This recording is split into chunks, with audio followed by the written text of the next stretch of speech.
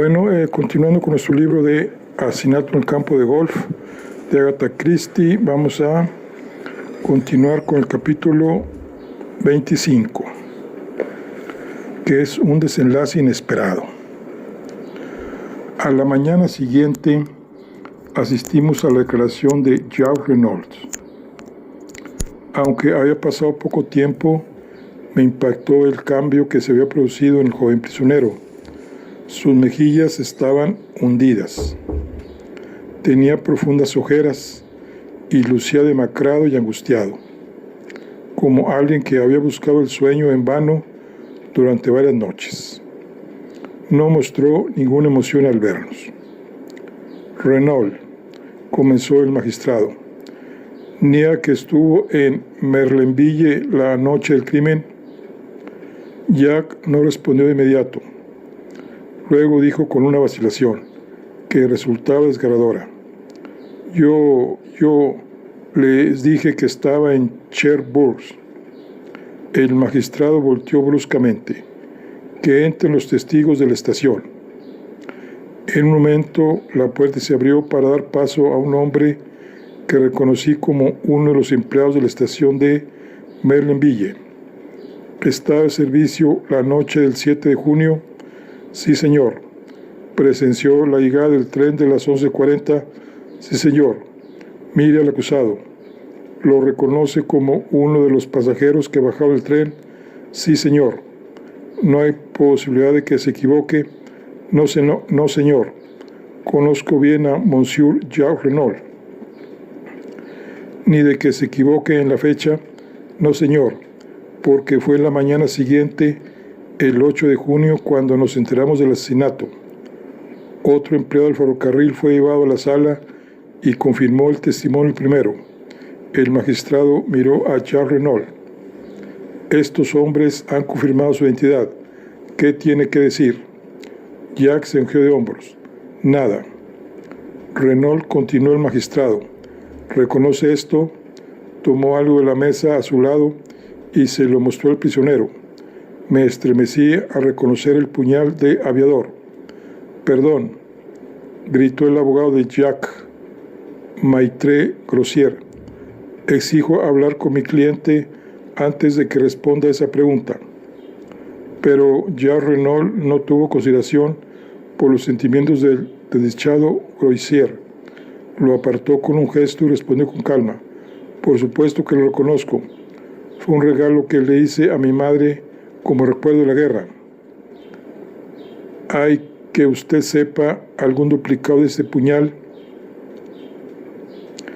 De nuevo Maitre Grossier estalló. Y de nuevo Jack miró. No que yo sepa. El diseño del mango fue idea mía. Incluso el magistrado casi dejó escapar un suspiro ante la audiencia de la respuesta. Parecía en verdad que Jack estaba precipitándose hacia su destino. Me di cuenta, por supuesto, de la necesidad vital que tenía de ocultar, por el bien de Bella, el hecho de que existía un duplicado del puñal. Mientras se supusiera que solo había un arma, era poco probable que sospechara de la joven que había tenido el segundo cortapapeles en su posesión. Estaba protegiendo valientemente a la mujer que una vez había amado, pero ¿a qué costo para sí mismo? Comencé a darme cuenta de la magnitud de la tarea que tan ligeramente le había encomendado a Poirot. No sería fácil asegurar la absolución de Jacques Renault si revelara la verdad. El señor Jautet habló de nuevo con una inflexión particularmente mordaz. Madame Renault nos dijo que este puñal estaba en su tocador la noche del crimen. Pero Madame Renault es una madre. Sin duda le sorprenderá. Renault, pero considero muy probable que Madame Renault estuviera equivocada y que tal vez por descuido usted lo hubiera llevado consigo a París. Sin duda me contradecirá. Vi que las manos esposadas del joven se apretaban. El sudor brotaba en gotas en su frente mientras con un esfuerzo supremo interrumpía al señor Hauter con voz ronca. No lo contradeciré. Es posible.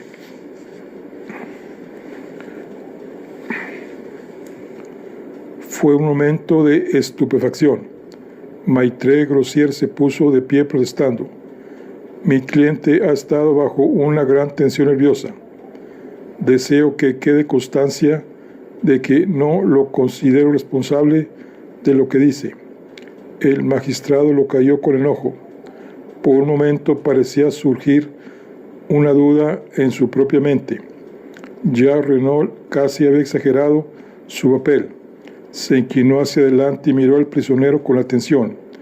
Entiende completamente, Renault, que con las respuestas que me ha dado no tendré más alternativa que procesarlo. El pálido rostro de Jack se sonrojó. Miró fijamente al magistrado.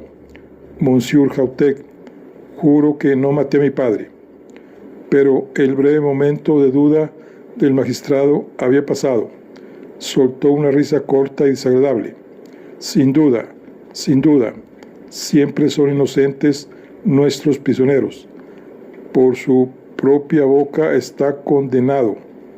No puede ofrecer ninguna defensa, ninguna coartada, solo una mera afirmación que no engañaría ni a un niño, que no es culpable. Usted mató a su padre, Renault, un asesinato cruel y cobarde, por el dinero que creía que heredaría tras su muerte. Su madre fue cómplice después del hecho, sin duda. En vista de que actuó como una madre, los tribunales le otorgarán una indulgencia que no le concederán a usted, y con razón. Su crimen fue horrible, abominable para los dioses y los hombres. El señor Hautet fue interrumpido. Para su gran fastidio, la puerta se abrió de golpe. Monsieur le jugué, balbuceó el asistente. Hay una dama que dice que, gritó el magistrado, justamente indignado. Esto es muy irregular. Lo prohíbo absolutamente. Pero una figura delgada empujó al gendarme balbuceante a su lado. Vestía completamente de negro, con un velo largo que le cubría el rostro. Avanzó hacia la sala. Mi corazón dio un vuelco angustiante. Había venido entonces. Todos mis esfuerzos habían sido en vano. Sin embargo, no podía evitar admirar el coraje que la había llevado a dar ese paso con tanta determinación. Levantó el velo y yo contuve la respiración, porque aunque se parecía a ella como dos gotas de agua, esta chica no era Cenicienta. Por otro lado, ahora que la veía sin la peluca rubia que llevaba en el escenario, la reconocí como la chica de la fotografía en la habitación de Jean Renault. ¿Usted es el juez de instrucción, Monsieur Hautet?, preguntó. Sí, pero prohíbo. Mi nombre es Bella Dubin. Deseo entregarme por el asesinato del señor Renault.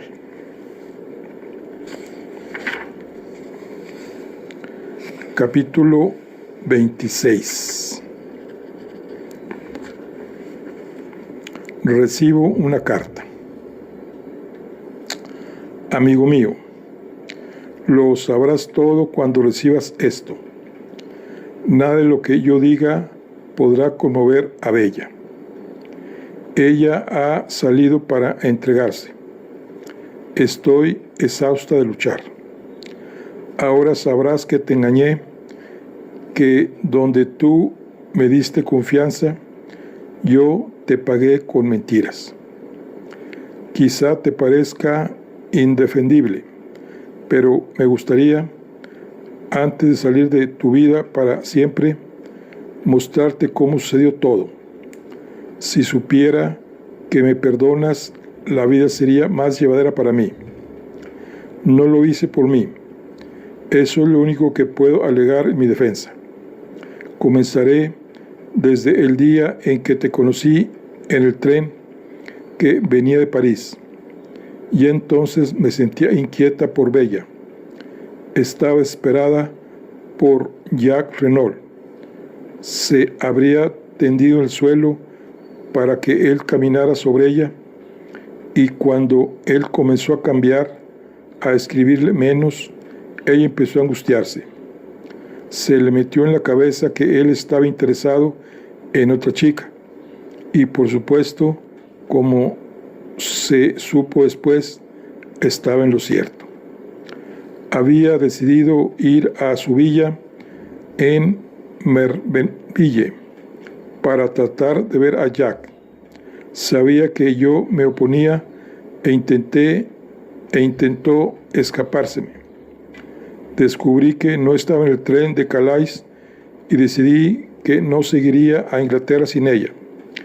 Tenía una sensación inquietante de que algo terrible iba a suceder si no podía evitarlo. Tomé el siguiente tren desde París. Ella iba en él, decidida a ir de inmediato a Merlinville. Discutí con ella con todas mis fuerzas, pero no sirvió de nada. Estaba tensa y empeñada en salirse con la suya. Bueno, me lavé las manos. Había hecho todo lo que podía. Se hacía tarde. Yo me fui a un hotel y Bella partió hacia Merville. Aún no podía quitarme encima esa sensación de lo que los libros llaman desastre inminente. Al día siguiente no había rastro de Bella. Habíamos quedado en encontrarnos en el hotel, pero ella no apareció. No hubo señal de ella en todo el día. Mi ansiedad crecía. Luego llegó un periódico de la tarde con las noticias. Fue espantoso. No podía estar segura, por supuesto, pero estaba terriblemente asustada.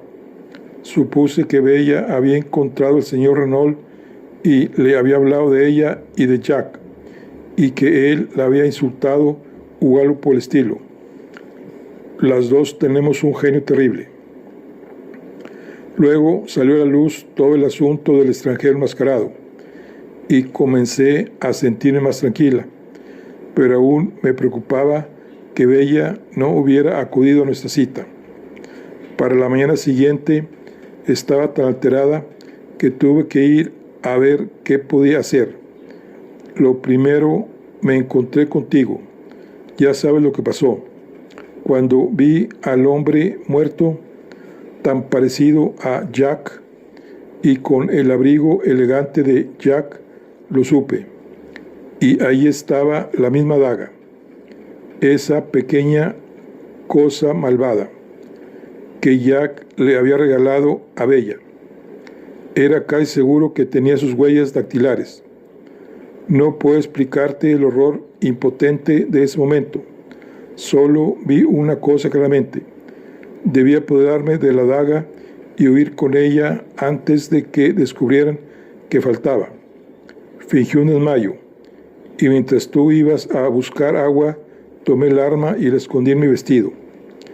Te dije que me hospedaba en el Hotel du Paris, pero por supuesto, en realidad, me dirigí directamente a Calais y luego a Inglaterra en el primer barco. Cuando estábamos en medio del canal, arrojé al mar a ese pequeño diablo de daga. Entonces pude respirar de nuevo. Bella estaba en nuestra casa en Londres. Parecía un desastre. Le conté lo que había hecho y que por el momento estaba a salvo. Me miró y comenzó a reír, a reír, a reír. Era horrible escucharla. Sentí que lo mejor era mantenernos ocupadas, en lo que sería si tenía tiempo de rumiar lo que había hecho. Por suerte conseguimos un contrato inmediato. Y luego te vi a ti y a tu amigo observándonos esa noche. Estaba frenética. Debía sospechar algo o no nos habría seguido. Tenía que saber lo peor. Así que te seguí. Estaba esperada. Y luego, antes de que pudiera decir algo, me di cuenta de que sospechabas de mí, no de Bella. O al menos pensabas que yo era Bella. y que había robado la daga. Ojalá, cariño, pudieras ver dentro de mí en ese momento. Quizás me perdonarías. Estaba tan asustada, confundida y desesperada. Lo único que veía claro era que tratarías de salvarme a mí. No sabía si estarías dispuesto a salvarla a ella. Pensé que probablemente no era lo mismo, y no podía arriesgarme. Bella es mi gemela. Tenía que hacer lo mejor por ella. Así que seguí mintiendo. Me sentí mezquina. Aún me siento así. Eso es todo. Demasiado, dirás, supongo. Debí haber confiado. Si lo hubiera hecho. En cuanto salió en el periódico que Jacques Renault había sido arrestado, todo se acabó. Bella ni siquiera quiso esperar a ver cómo iban las cosas. Estoy muy cansada. No puedo escribir más. Había comenzado a firmar como Cenicienta, pero lo tachó y escribió en su lugar Dulcie Dubin. Era una carta mal escrita, borrosa, pero la guardé hasta este día. Poirot estaba conmigo cuando la leí. Las hojas cayeron de mis manos y lo miré. ¿Sabías todo el tiempo que era la otra? Sí, amigo mío. ¿Por qué no me lo dijiste? Para empezar, apenas podía creer que cometieras semejante error. Habías visto la fotografía. Las hermanas son muy parecidas, pero no indistinguibles. Pero el cabello rubio, una peluca, usada para crear un contraste llamativo en el escenario. Es concebible que en gemelas una sea rubia y la otra morena. ¿Por qué no me lo dijiste esa noche en el hotel de Coventry? Fuiste bastante autoritario en tus métodos, mon ami, dijo Poirot secamente. No me diste oportunidad. Y después, bueno, para empezar, me dolió tu falta de fe en mí. Y luego quería ver si tus sentimientos resistirían la prueba del tiempo. Es decir, si era amor o un simple arrebato. No te habría dejado mucho tiempo en tu error. Asentí. Su tono era demasiado afectuoso como para que guardara resentimiento. Miré las hojas de la carta. De repente la recogí del suelo y se las pasé. Lee esto, dije. Me gustaría que lo hicieras. La leyó en silencio, luego levantó la vista hacia mí. ¿Qué es lo que te preocupa, Hastings? Este era un nuevo estado de ánimo en Poirot. Su actitud burlona parecía haber desaparecido por completo. Puede decir lo que quería sin demasiada dificultad. Puede decir. Ella no dice si siente algo por mí o no. Poirot volvió a las páginas anteriores. Creo que te equivocas, Hastings. ¿Dónde? Exclamé, inclinándome hacia adelante con ansiedad. Poirot sonrió. Te lo dice en cada línea de la carta, mon ami. Pero ¿dónde lo encuentro? No hay dirección en la carta, solo un sello francés. No te alteres, déjalo en manos de Poirot. Puede encontrarla para ti en 5 minutos. Capítulo 27. La historia de Jacques Renault. Felicitaciones, Monsieur Jacques, dijo Poirot, estrechando calurosamente la mano del joven. Jacques Renault vino a vernos tan pronto como fue liberado, antes de partir hacia Merlinville para reunirse con Marta y su madre. Stoner lo acompañaba. Su cordialidad contrastaba fuertemente con el aspecto demacrado del joven. Era evidente que el muchacho estaba al borde de un colapso nervioso. Sonrió tristemente a Poirot y dijo en voz baja: pasé por todo esto para protegerla, y ahora todo ha sido inútil. Difícilmente podrías esperar que la chica aceptara el precio de tu vida, comentó Stoner secamente. Está obligada a presentarse cuando te vio encaminado directamente hacia la guillotina. Malfoy, y tú también te encaminabas hacia ella, añadió Poirot, con un ligero brillo en los ojos. Habrías tenido la muerte de Maitre Grossier, por rabia, en tu conciencia si hubieras seguido adelante. Supongo que era un tono bien intencionado. Era un tonto bien intencionado, dijo Jack, pero me preocupó horriblemente. Verás, no podía confiar en él, pero, Dios mío, ¿qué va a pasar con Bella? Si yo fuera tú, dijo Poirot francamente, no me angustiaría demasiado. Los tribunales franceses son muy indulgentes con la juventud y la belleza, y el crimen pasional. Un abogado hábil presentará un gran caso de circunstancias atenuantes. No será agradable para ti. No me importa eso. Verás, Monsieur Poirot, de alguna manera me siento culpable del asesinato de mi padre. Si no fuera por mí y mi enredo con esta chica, él estaría vivo y bien hoy. Y luego mi maldita negligencia al llevarme el abrigo equivocado. No puedo evitar sentirme responsable de su muerte. Me perseguirá para siempre. No, dije tranquilamente. Por supuesto, es horrible para mí pensar que Bella mató a mi padre, continuó Jack, pero la había tratado vergonzosamente. Después de conocer a Marta y darme cuenta de que había cometido un error, debería haberle escrito y dicho honestamente la verdad. Pero estaba tan aterrorizado por una pelea y de que llegara a oídos de Marta, y que ella pensara que había más de lo que realmente había, que, bueno, fui un cobarde, y seguí esperando que todo se calmara por sí solo. Simplemente me dejé llevar sin darme cuenta de que estaba llevando a la pobre chica a la desesperación. Si realmente me hubiera apuñalado como ella pretendía, no habría obtenido más de lo que merecía. Y la forma en que se ha presentado ahora es realmente valiente. Habría soportado el escándalo, ya sabes, hasta el final. Se quedó en silencio por un momento o dos y luego estalló con otro tema. Lo que no entiendo es por qué mi padre estaría vagando en ropa interior y con mi abrigo a esa hora de la noche. Supongo que acaba de escapar de los extranjeros y mi madre debió haberse equivocado al decir que eran las 2 cuando llegaron. O no fue toda una trampa. Quiero decir, mi madre no podría pensar que era yo. Poirot lo tranquilizó rápidamente.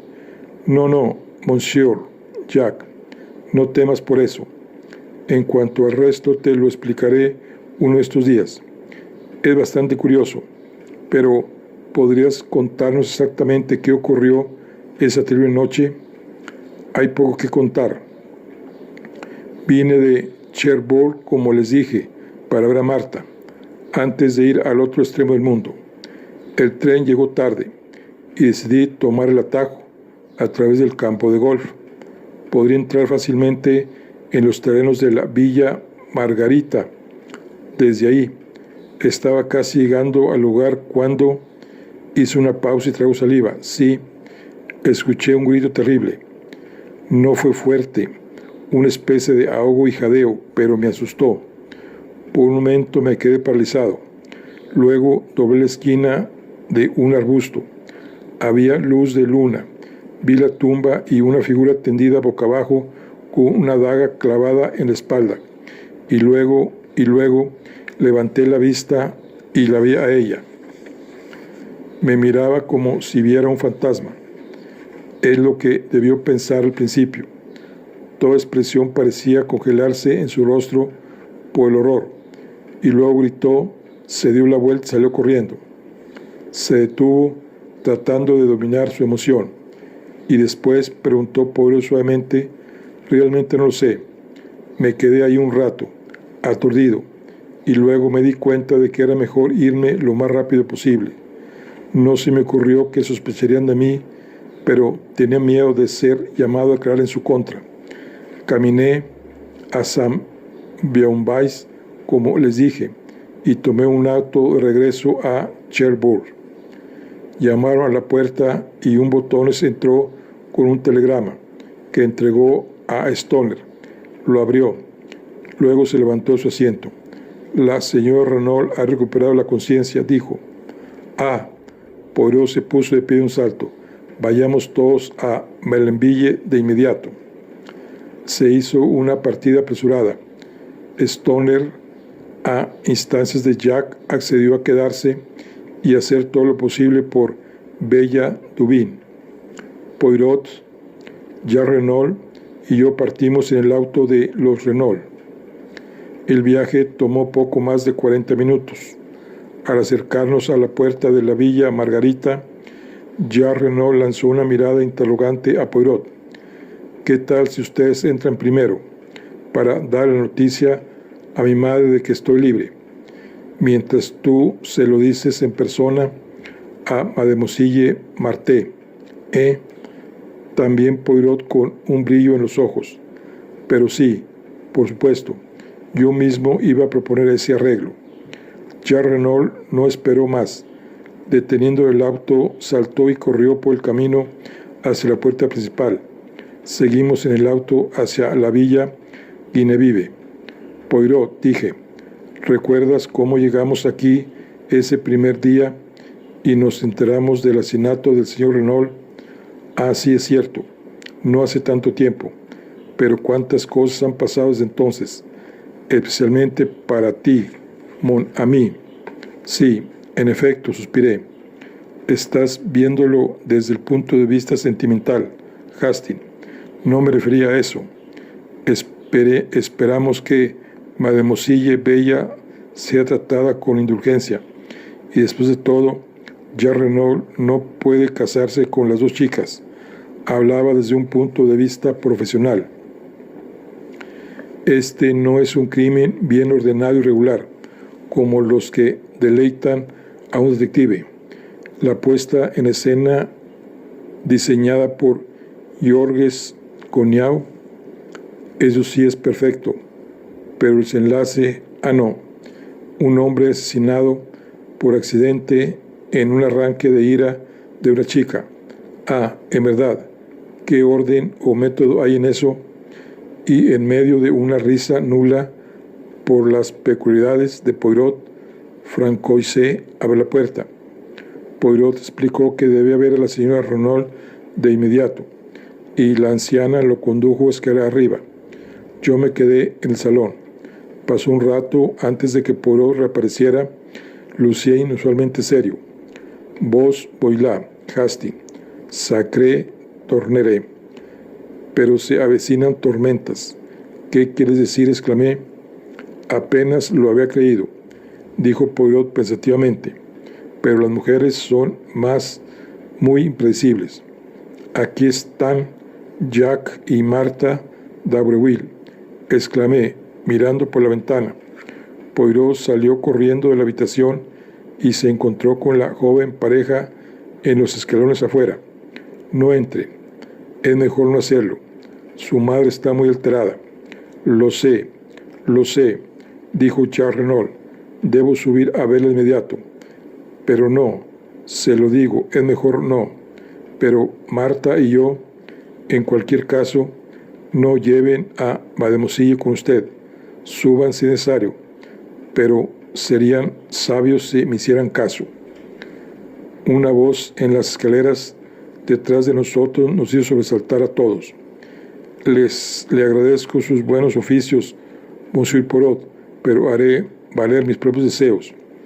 Nos miramos asombrados.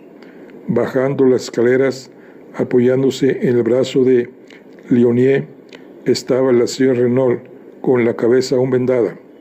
La joven francesa lloraba y le rogaba a su ama que regresara a la cama.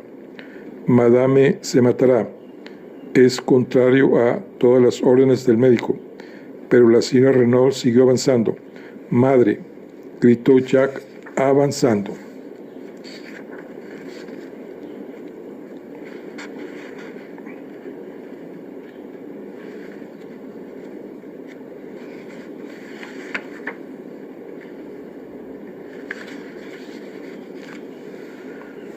Pero con un gesto lo hizo retroceder. No soy tu madre. No eres mi hijo. A partir de este día y esta hora te repudio. Madre, gritó el joven estupefacto. Por un momento pareció vacilar, titubear ante la angustia en su voz. Poirot hizo un gesto de mediación, pero al instante recuperó el control de sí misma. La sangre de tu padre está sobre tu cabeza. Eres moralmente culpable de su muerte. Lo frustraste y desafiaste por esta chica, y con tu trato despiadado a otra chica provocaste su muerte. Sal de mi casa. Mañana tomaré las medidas necesarias para asegurarme de que no toques ni un centavo de su dinero. Haz tu camino en el mundo como mejor puedas con la ayuda de la chica que es hija del peor enemigo de tu padre. Y lentamente, con dolor, volvió a subir las escaleras. Todos estábamos atónitos, totalmente desprevenidos ante tal demostración. Jacques Renault, agotado por todo lo que ya había pasado, se tambaleó y cayó. Poirot y yo fuimos rápidamente en su ayuda. Está agotado, murmuró Poirot a Marté. ¿Dónde podemos llevarlo? A casa, a la Villa Margarita. Lo cuidaremos mi madre y yo, mi pobre Jack. Llevamos al joven a la villa, donde se dejó caer flácidamente en una silla, en un estado semiaturdido. Poirot le tocó la cabeza y las manos. Tiene fiebre. La larga tensión comienza a pasar factura. Y ahora este shock encima. Llévenlo a la cama. Y Hastings y yo llamaremos a un médico. Pronto se consiguió un médico. Después de examinar al paciente, dio su opinión de que era simplemente un caso de tensión nerviosa. Con reposo y tranquilidad absolutos, el joven podría estar casi recuperado al día siguiente, pero si se exaltaba, había riesgo de fiebre cerebral. Sería aconsejable que alguien se quedara despierto toda la noche con él. Finalmente, después de hacer todo lo que pudimos, lo dejamos al cuidado de Marta y su madre, y partimos hacia la ciudad. Era pasada nuestra hora habitual cenar y ambos estábamos hambrientos. El primer restaurante al que llegamos calmó los dolores del hambre con un excelente omelette y un entrecolé igualmente excelente. Y ahora, a buscar alojamiento para la noche, dijo Poirot, cuando finalmente el café Noir completó la comida. Probamos con nuestro viejo amigo el hotel de Mainz. Sin más dilación, seguimos nuestros pasos hacia allá. Si los señores podían ser acomodados en 2 buenas habitaciones con vista al mar. Entonces Poirot hizo una pregunta que me sorprendió. ¿Ha llegado una dama inglesa, Miss Robinson? Sí, monsieur. Está en el pequeño salón. Ah, Poirot exclamé, manteniendo el paso con él mientras caminaba por el pasillo. ¿Quién diablos es Miss Robinson? Poirot me sonrió amablemente. Es que he arreglado un matrimonio para ti, Hastings. Pero escucha. Va, dijo Poirot, dándome un empujón amistoso sobre el umbral de la puerta. ¿Crees que quiero anunciar a los 4 vientos en Mellenville el nombre de Dubin? Era en efecto Cenicienta, quien se levantó para saludarnos. Tomé su mano entre las mías, mis ojos dijeron el resto. Poirot se aclaró la garganta. Mes enfants, dijo. Por el momento no tenemos tiempo para el sentimentalismo. Hay trabajo por delante. Mademoiselle, ¿pudiste hacer lo que te pedí? En respuesta, Cenicienta sacó de su bolso un objeto envuelto en papel y se lo entregó en silencio a Poirot. Este lo desenvolvió. Di un respingo, pues era la daga de aviador que, según entendí, ella había arrojado al mar. Es extraño cómo las mujeres siempre son reacias a destruir los objetos y documentos más comprometedores. «Tres bien, mon enfants», dijo Poirot. «Estoy contento contigo. Ve ahora a descansar. Hastings y yo tenemos trabajo que hacer. Lo verás mañana». «¿A dónde van?», preguntó la chica abriendo mucho los ojos. «Lo sabrás todo mañana. Porque vayan donde vayan, yo voy también». «Pero, mademoiselle...» «Voy también, te lo digo».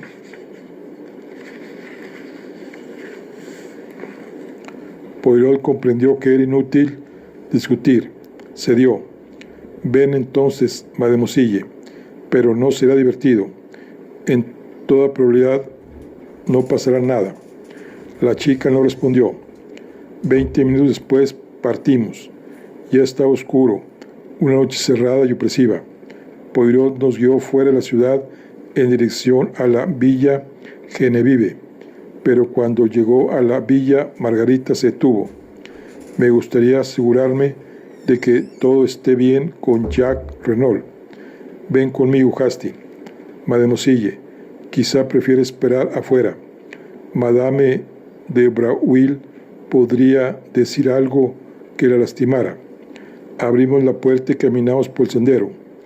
Al rodear la casa, llamé la atención de Poirot sobre una ventana en el primer piso. Proyectada claramente en la persiana estaba la silueta de Martha d'Avril. «Ah», dijo Poirot, «me imagino que esa es la habitación donde encontraremos a Jacques Renault». Madame de d'Avril nos abrió la puerta. Explicó que Jack seguía igual, pero quizás querríamos verlo por nosotros mismos. Nos llevó escalera arriba y al dormitorio. Martha d'Avril estaba sentada junto a una mesa con una lámpara, trabajando. Se llevó un dedo a los labios cuando entramos. Jacques Renault dormía inquieto, agitado, moviendo la cabeza de un lado a otro, y su rostro aún estaba inusualmente enrojecido. «¿Volverá el médico?», preguntó Poirot en un susurro. «No, a menos que lo llamemos. Está durmiendo. Eso es lo importante. Mamá le preparó una tisana». Se sentó de nuevo con su bordado cuando salimos de la habitación. Madame d'Avril nos acompañó escalera abajo. Desde que supe de su pasado, veía a esta mujer con mayor interés. Estaba ahí con los ojos bajos, la misma sonrisa enigmática y leve que recordaba en sus labios. Y de repente sentí miedo de ella, como uno podría sentir miedo de una hermosa serpiente venenosa. «Espero no haberla molestado, madame», dijo Poirot cortésmente mientras ella abría la puerta para que saliéramos. «En absoluto, monsieur».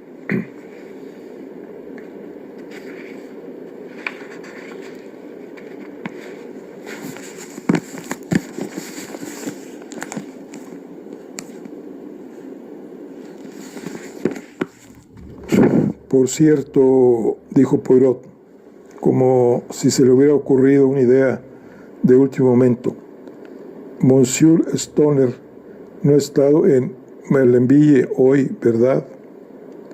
No podía comprender en absoluto el propósito de aquella pregunta, que sabía bien que carecía de sentido en lo que a Poirot concernía. Madame d'Avril respondió con total compostura: «No que yo sepa». «¿No ha tenido una entrevista con Madame Renault?». «¿Cómo habría de saberlo, monsieur?». «Cierto», dijo Poirot. «Pensé que quizás lo hubiera visto llegar o marcharse. Eso es todo. Buenas noches, madame». «Pero», comencé a decir. Nada de peros, Hastings. Habrá tiempo para eso más tarde. Nos reunimos con Cenicienta y nos dirigimos rápidamente hacia la villa Genevieve. Poirot volvió la mirada una vez hacia la ventana iluminada y el perfil de Marta inclinada sobre su labor. Al menos está siendo vigilado, murmuró. ¿Qué vamos a hacer?, susurré. Observar. Pero no espero que ocurra nada durante al menos una hora.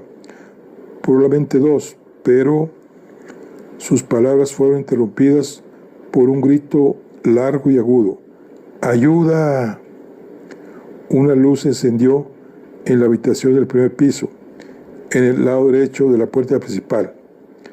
El grito provenía de ahí, y mientras observamos, apareció una sombra en la persiana, como de 2 personas forcejeando. «Mille Torneres», exclamó Poirot. Debió de cambiar de habitación. Avanzando a toda prisa, golpeó con furia la puerta principal.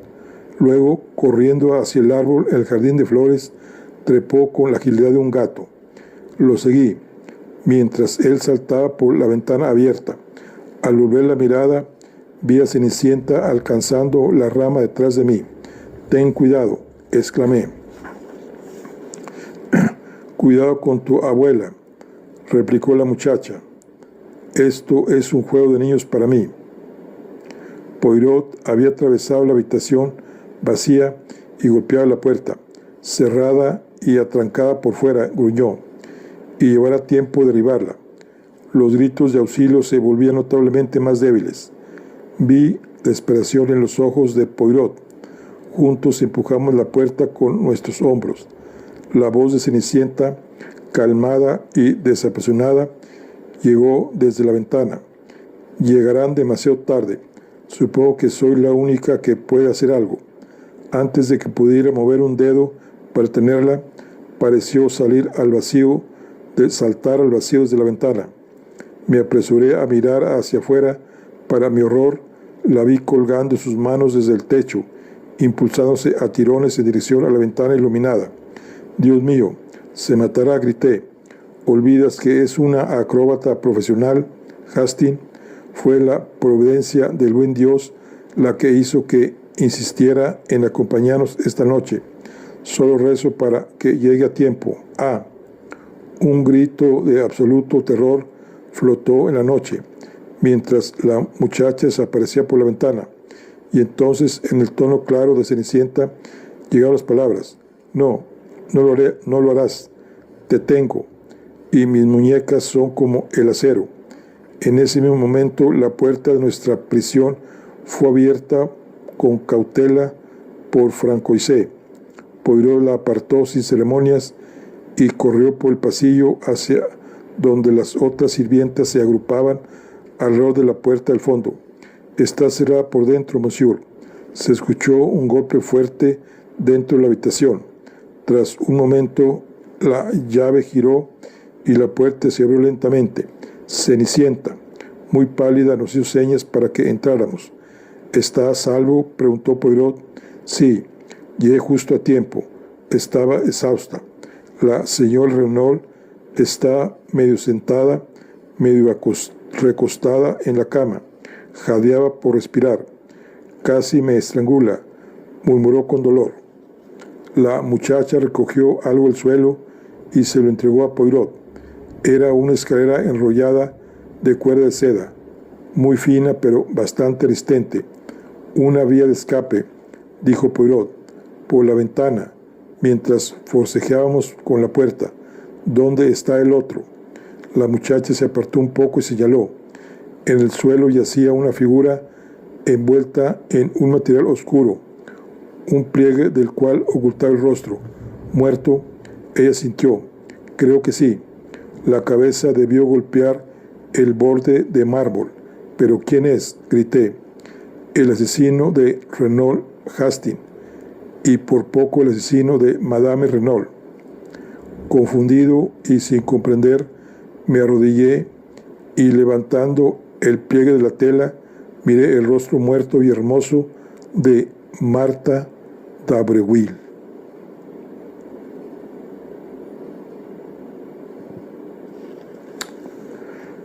Confundido y sin comprender, me arrodillé y levantando el pliegue de su tela, miré el rostro muerto y hermoso de Martha d'Abreuil.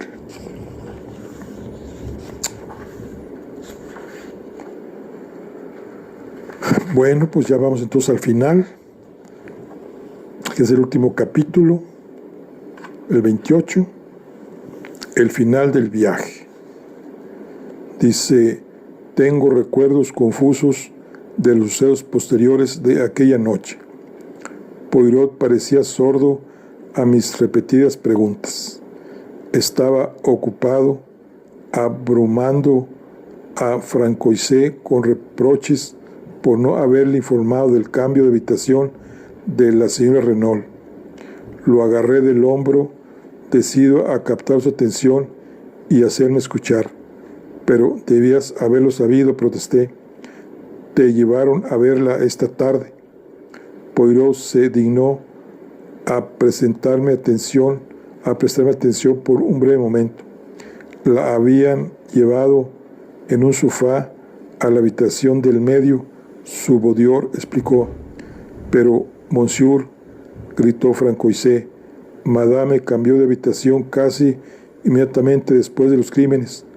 Las asociaciones eran demasiado angustiosas. Entonces, ¿por qué no me lo dijeron?, vociferó Poirot, golpeando la mesa y enfureciéndose hasta alcanzar un arrebato de primera clase. Les exijo que me digan por qué no me lo dijeron. Es una vieja completamente imbécil, y Leonie y Denise no son mejores. Todas ustedes son unas idiotas triples. Su estupidez casi le cuesta la vida a su señora, de no ser por esta valiente niña. Se interrumpió, y cruzando la habitación, como un rayo hacia donde la joven se inclinaba para atender a la señora Renault, la abrazó con fervor galo, a lo que me molestó ligeramente. Me desperté de mi estado de confusión mental gracias a una orden tajante de Poirot. Debía buscar al médico de inmediato para atender a la señora Renault.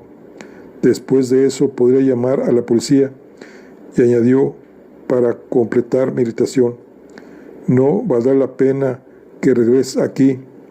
Estaré demasiado ocupado para atenderte. Y de Mademoiselle, aquí haré un garde maladé. Me retiré con la dignidad que pude reunir. Después de cumplir con mis encargos, regresé al hotel. No entendía casi nada de lo que había ocurrido. Los eventos de la noche parecían fantásticos e imposibles. Nadie respondía a mis preguntas. Nadie parecía haberlas escuchado. Furioso me arrojé a la cama y dormí el sueño de los confundidos y completamente exhaustos. Desperté con el sol entrando a raudales por las ventanas abiertas y Poirot pulcro y sonriente sentado junto a la cama. En fin, despiertas, pero es que eres un dormilón famoso, Hastings. ¿Sabes que son casi las 11? Gemí y me llevé una mano a la cabeza. Debo haber estado soñando, dije. ¿Sabes? Soñé que encontramos el cuerpo de Martha d'Abreuil en la habitación de la señora Renault y que tú declaraste que ella había asesinado al señor Renault. No estaba soñando. Todo eso es bastante cierto. Pero Bella Dubin mató al señor Renault. ¿O no, Hastings? Ella no lo hizo. Dijo que sí, es cierto, pero fue para salvar al hombre que amaba de la guillotina. ¿Qué? Recuerda la historia de Jacques Renault. Ambos llegaron a la escena al mismo instante y cada uno tomó al otro por el autor del crimen. La joven lo miró horrorizada y con un grito huyó, pero cuando escuchó que el crimen se le había atribuido a él, no puede soportarlo y se presenta para acusarse a sí misma y salvarlo de una muerte segura. Poirot se reclinó en su silla y juntó las yemas de los dedos con su gesto familiar. El caso no me resultaba del todo satisfactorio, observó con tono judicial.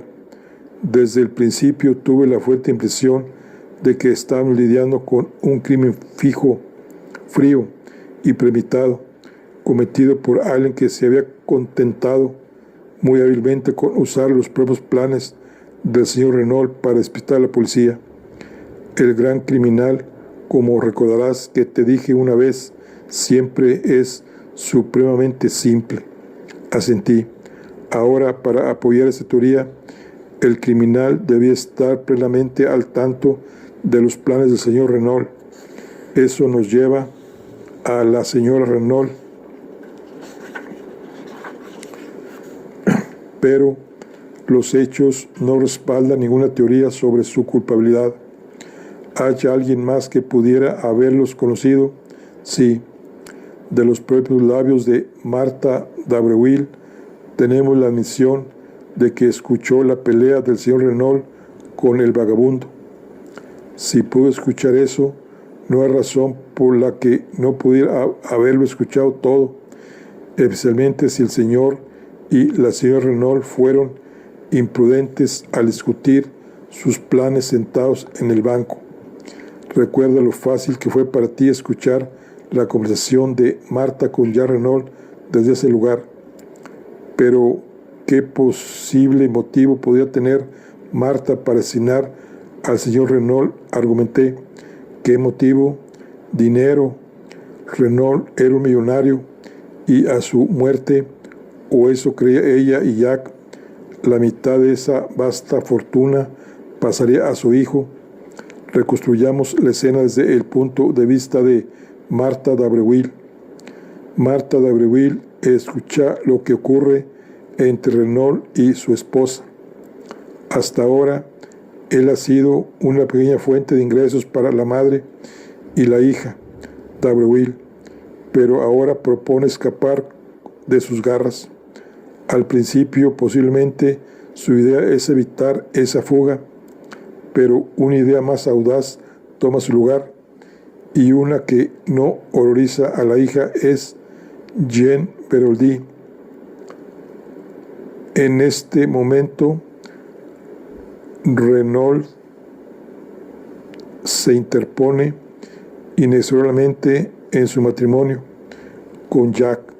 Si este último desafiara a su padre, se volvería pobre, lo cual no le agradaba en absoluto a Mademoiselle Marthe. De hecho, dudo que alguna vez le haya importado un comino Jacques Renault. Puede simular emociones, pero en realidad es del mismo tipo fría y calculadora que su madre. Dudo también que estuviera realmente muy segura de su control sobre los afectos del muchacho. Lo había deslumbrado y cautivado, pero separado de ella, como su padre podría fácilmente lograr, podía perderlo. Pero con Renault muerto y ya como heredero de la mitad de sus millones, el matrimonio puede tener lugar de inmediato, y de un solo golpe ella alcanzó la riqueza, no los míseros miles que le han extraído hasta ahora. Y su cerebro astuto capta la simplicidad de la cosa. Todo es tan fácil. Renault está planeando todas las circunstancias de su muerte. Ella solo tiene que intervenir en el momento adecuado y convertir la farsa en una realidad sombría. Y aquí entra el segundo punto que me llevó infaliblemente a Martha d'Abreuil. El puñal. Jacques Renault había hecho 3 cortapapeles. Uno se lo dio a su madre, otro a Bella d'Aubin. No era altamente probable que le hubiera dado el tercero a Martha d'Abreuil. Entonces, para resumir, había 4 puntos claves en contra de Martha d'Abreuil. Primero, Martha d'Abreuil pudo haber escuchado los planes de Renault. 2. Martha d'Abreuil tenía un interés directo en causar la muerte de Renault. 3. Martha d'Abreuil era hija de la notoria Madame Beroldy, quien, en mi opinión, fue moral y prácticamente la asesina de su esposo, aunque fuera la mano de George Costello la que asestó el golpe real. Y 4. Martha d'Abreuil era la única persona, además de Jacques Renault, que probablemente tendría el tercer puñal en su posición. Poirot hizo una pausa y cerró la garganta. Por supuesto, cuando me enteré de la existencia de la otra joven, Bella Dubin, me di cuenta de que era bastante posible que ella hubiese matado a Renault. La solución no me convencía, porque como T.L. Hastings, a un experto como yo, le gusta enfrentarse a un oponente digno de su acero. Sin embargo, uno debe tomar los crímenes como los encuentra, no como le gustaría que fueran. No parecía muy probable que Bella Dubin estuviera vagando por ahí con un cortapapeles de recuerdo en la mano, pero por supuesto podría haber tenido la idea de vengarse de Jacques Renault. Cuando ella se presentó y confesó el asesinato, pareció que todo había terminado, y sin embargo no estaba satisfecho. Mon ami, no estaba satisfecho. Repasé el caso minuciosamente nuevamente y llegué a la misma conclusión que antes. Si no era Bella Dubin la única otra persona que podía haber cometido el crimen, era Martha d'Abreuil, pero no tenía ni una sola prueba en su contra. Y entonces me mostraste esa carta de Mademoiselle Dulcier y vi la oportunidad de resolver el asunto de una vez por todas. El puñal original fue robado por Dulcier Dubin y arrojado al mar, ya que, según ella, pensaba pertenecía a su hermana. Pero si por alguna casualidad no era el de su hermana, sino el que Jack le había dado a Martha d'Abreuil, entonces el puñal de Bella Dubin seguiría intacto. No te dije nada, Hastings, no era momento para romanticismos, pero busqué a Mademoiselle Dulcier, le conté lo que consideré necesario y la puse a buscar entre las pertenencias de su hermana. Imagina mi euforia cuando ella me buscó, según instrucciones, como Miss Robinson, con el precioso recuerdo en su posesión.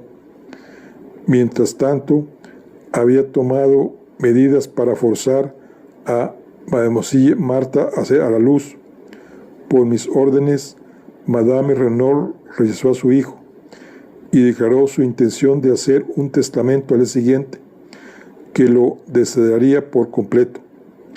Era un paso esperado, pero necesario, y Madame Renault estaba completamente dispuesta a correr el riesgo. Aunque, lamentablemente, tampoco pensó en mencionar su cambio de habitación. Supongo que dio por sentado que yo lo sabía. Todo se dio como pensé. Martha d'Abreuil hizo su último intento audaz por los millones de los Renault y fracasó. Lo que absolutamente me desconcierta, dije, es cómo llegó a la casa sin que la viéramos. Parece un milagro absoluto. La dejamos atrás en la Villa Margarita, fuimos directamente a la Villa Genevieve y sin embargo, ella llegó antes que nosotros. Ah, pero no la dejamos atrás. Ella salió de la Villa Margarita por la parte trasera mientras hablamos con su madre en el vestíbulo. Ahí fue donde, como dicen los americanos, engañó a Hércules Poirot. Y la sombra en la persiana la vimos desde la carretera. Bien, cuando miramos hacia arriba, Madame d'Abreuil acaba de tener tiempo de correr escalera arriba y tomar su lugar. Madame d'Abreuil, sí, una es vieja y la otra joven, una morena y la otra rubia, pero para el propósito de una silueta en una persiana, sus perfiles son sorprendentemente similares. Incluso yo no lo sospeché, triple imbécil que soy. Pensé que tenía mucho tiempo por delante, que ella no intentaría entrar en la villa hasta mucho más tarde. Tenía cerebro, esa hermosa Madame Marthe. ¿Y su objetivo era asesinar a la señora Renault? Sí, toda la fortuna pasar entonces a su hijo. Pero habría sido un suicidio, mon ami. En el suelo, junto al cuerpo de Marthe d'Abreuil, encontré una almohadilla, un pequeño frasco de cloroformo y una jeringa hipodérmica que contenía una dosis fatal de morfina. ¿Entiendes? Primero cloroformo, luego, cuando la víctima esté inconsciente, el pinchazo de la aguja. Por la mañana, el olor de cloroformo habría desaparecido por completo y la jeringa yacía donde había caído de la mano de Madame Renault. ¿Qué diría el excelente Monsieur Jautet? Pobre mujer, ¿qué les dije? El shock de la alegría fue demasiado después de todo lo demás. No les dije que no me sorprendería si su mente se desequilibraba. En conjunto, un caso muy trágico, el caso Renault. Sin embargo, Hastings, las cosas no salieron exactamente como Mademoiselle Marthe había planeado. Para empezar, Madame Renault estaba despierta y esperándola. Hubo una lucha, pero Madame Renault aún estaba terriblemente débil. Había una última oportunidad para Marthe d'Abreuil. La idea del suicidio se había acabado, pero si podía silenciar a Madame Renault con sus fuertes manos, escapar con su pequeña escalera de seda mientras aún estábamos golpeando la puerta interior y regresar a la Villa Margarita antes que nosotros volviéramos, sería difícil probar algo en su contra. Pero fue derrotada no por Hércules Poirot, sino por la petite acróbata con sus muñecas de acero. Reflexioné sobre toda la historia. Cuando comenzaste a sospechar de Marthe d'Abreuil, Poirot, cuando nos dijo que había escuchado la pelea en el jardín, Poirot sonrió. Amigo mío, ¿recuerdas cuando llegamos a Mellenville ese primer día y la hermosa joven que vimos parada en la puerta? Me preguntaste si había notado a una joven diosa y te respondí que solo había visto a una chica con ojos ansiosos. Así es como he pensado en Marthe d'Abreuil desde el principio, la chica de los ojos ansiosos. ¿Por qué estaba ansiosa? No por Jacques Renault, porque en ese momento no sabía que él estuvo en Mellenville la noche anterior. Por cierto, exclamé, ¿cómo está Jacques Renault? Mucho mejor. Todavía está en la Villa Margarita, pero Madame d'Abreuil ha desaparecido. La policía la está buscando. ¿Crees que ella estaba involucrada con su hija? Nunca lo sabremos.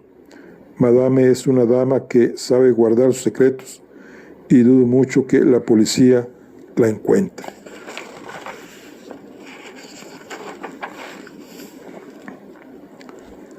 ¿Le han dicho a Jacques Renault? Todavía no. Será un golpe terrible para él, naturalmente. Y sin embargo, ¿sabes, Hastings? Dudo que su corazón haya estado alguna vez previamente comprometido. Hasta ahora hemos visto a Belle Dubin como una sirena y a Marthe d'Abreuil como la chica que realmente amaba. Pero creo que si invertimos los términos, nos acercaríamos más a la verdad. Marthe d'Abreuil era muy hermosa. Se propuso fascinar a Jack y lo logró. Pero recuerda su curiosa renuencia a romper con la otra chica. Y mira cómo estaba dispuesto a ir a la guillotina antes que implicarla. Tengo la pequeña idea de que cuando sepa la verdad, se horrorizará, se sentirá repelido y su falso amor se desvanecerá. ¿Y qué hay de Giraud? Ese tiene una crisis de nervios. Se ha visto obligado a regresar a París. Ambos sonreímos. Poirot demostró ser un profeta bastante acertado. Cuando por fin el médico consideró que ya Renault estaba lo suficientemente fuerte para escuchar la verdad, Fue Poirot quien se lo reveló. El golpe fue en efecto terrible. Sin embargo, Jack se recuperó mejor de lo que hubiera imaginado. La devoción de su madre lo ayudó a sobrellevar estos días difíciles. Madre e hijo eran ahora inseparables. Había una revelación más por venir. Poirot le había informado a la señora Renault que conocía su secreto y le había hecho ver que Jack no debía permanecer en la ignorancia del pasado de su padre. Ocultar la verdad nunca sirve de nada, madame. Sea valiente y cuéntelo todo. Con el corazón apesumbrado, la señora Renault accedió y su hijo se enteró de que el padre al que había llamado era en realidad un fugitivo de la justicia. Una pregunta vacilante fue respondida de inmediato por Poirot. Tranquilícese, Monsieur Jack, el mundo no sabe nada. Hasta donde yo veo, no tengo la obligación de informar a la policía. A lo largo del caso, he actuado no para ellos, sino para su padre. La justicia lo alcanzó al final, pero nadie necesita saber que él y Georges Cognau eran la misma persona. Por supuesto, había varios puntos en el caso que seguían siendo desconcertantes para la policía, pero Poirot le explicó de manera tan convincente que todas las preguntas al respecto se fueron apagando gradualmente. Poco después de regresar a Londres, noté un magnífico modelo de un sabueso adornando la repisa de la chimenea de Poirot. Ante mi mirada inquisitiva, Poirot asintió. Mais oui, conseguí mis 500 francos. No es un tipo espléndido, lo llamo Giraud. Un día después, ya Renault vino a vernos con una expresión resuelta en el rostro. Monsieur Poirot, he venido a despedirme. Zarpo hacia Sudamérica casi de inmediato. Mi padre tenía grandes intereses en el continente y pretendo comenzar una nueva vida allí. Va solo, Monsieur Jack. Mi madre viene conmigo y mantendré a Stoner como mi secretario. Le gustan las partes remotas del mundo. Nadie más va con usted. Jack se sonrojó. Se refiere a una chica que lo ama profundamente, que ha estado dispuesta a dar su vida por usted. ¿Cómo podría pedírselo?, murmuró el joven. Después de todo lo que ha pasado, podría ir con ella y, ¿qué clase de historia tan pobre podría contarle? Le Fame. Tienen un genio maravilloso para fabricar muletas para historias como esa. Sí, pero he sido un maldito tonto. Todos los hemos sido, en un momento u otro, observó Poirot filosóficamente. Pero el rostro de Jack se endureció. ¿Hay algo más? Soy el hijo de mi padre. ¿Alguien se casaría conmigo sabiendo eso? Dices que eres el hijo de tu padre. Hastings aquí te dirá que yo creo en la herencia. Bueno, entonces, espera. Conozco a una mujer de valor y resistencia capaz de un gran amor, de un sacrificio supremo. El joven levantó la vista. Su mirada se suavizó. Mi madre. Sí, eres hijo de tu madre tanto como de tu padre. Entonces, ve con Mademoiselle Bella, cuéntale todo, no ocultes nada y mira lo que ella te dirá. Jack pareció indeciso. Ve a ella no como un chico, sino como un hombre marcado por el destino del pasado y el destino del presente, pero mirando hacia una vida nueva y maravillosa. Pídele que la comparta contigo. Puede que no te des cuenta, pero su amor ha sido probado en el fuego y no ha sido encontrado deficiente. Ambos han estado dispuestos a dar su vida el uno por el otro. ¿Y qué hay del capitán Arthur Hastings, humilde cronista de estas páginas? Se habla de que se una a los Renault en un rancho al otro lado del mar. pero para el final de esta historia prefiero volver a una mañana en el jardín de la Villa Genevieve. No puedo llamarte Bella, dije, ya que no es tu nombre, y Dulcie parece tampoco familiar, así que tendrá que ser Cenicienta. Cenicienta se casó con el príncipe, ¿recuerdas? Yo no soy un príncipe, pero ella me interrumpió. Cenicienta lo advirtió, estoy segura. Verás, no podía prometer convertirse en una princesa. Después de todo, solo era una pequeña sirvienta. Es el turno del príncipe de interrumpir. Interpuse, ¿sabes lo que dijo? No. Demonios, dijo el príncipe y la besó. Y acompañé las palabras con la acción. Bueno, pues aquí concluye nuestra historia. Esta es la historia de Asesinato en el campo del golf de Agatha Christie. Nos vemos en la próxima. Hasta luego.